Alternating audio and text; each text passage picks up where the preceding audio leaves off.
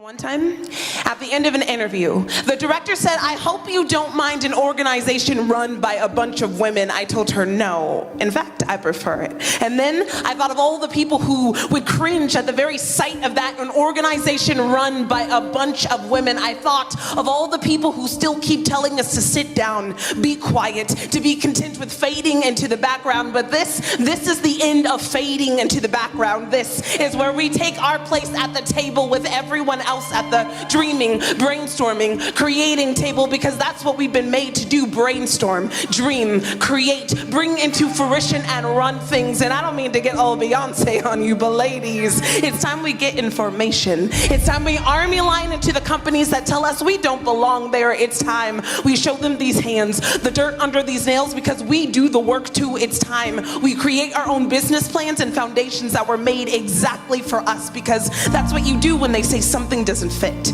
You give it a home, give it a space that was made exactly for its size. But at the end of the day, this is not about them. This is not about the naysayers, those who would still cringe at the sight of our pantsuits. No, this is for the magic in your very hands that you've been too terrified to let loose because of how people will view you. Bossy, emotional, irrational, dramatic, full of herself. The only thing that you are full of is the grace and magic that you were meant to contribute to this world. There is a certain fervor to your valor. There is a certain twinge of irreplaceable in the way that you orchestrate. You are something that this world desperately needs but is yet to see. But you are no one-woman island. You are no lone woman show. We need each other. We need the collaborating magic in each of our hands so that we can sit back and realize it's no wonder that they've kept us sitting idle and quiet, because the moment that we realize the lights that God has placed in these hands, we were bound to set this world on fire. So what does it mean?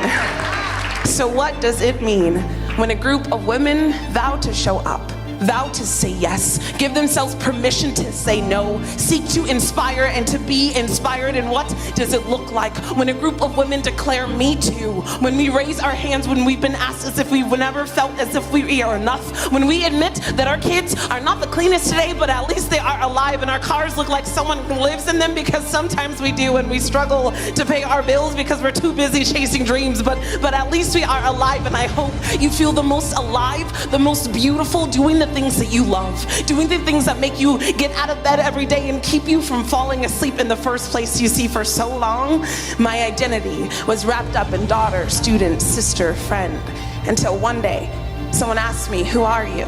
And what do you do?" And I responded the same way as always, and she asked me again, "No, who are you? And what are you contributing to this world?" And for the first time, I realized that there are parts of me left hanging in the closet because I was too afraid of what they could mean. We cannot live afraid of the potential that God has placed blooming inside of us. We cannot keep pushing down the little girl inside, urging us to still chase fairy dust and the things that seem bigger than you. Do not let your insecurities be bigger than you. Do not let your insecurities be bigger than you. Do not let the voices of negativity be bigger than you. Instead, make them small. Tell them to take a back seat. Show them your hands, the work that you've done, and then you take your place at the table. And who run the world?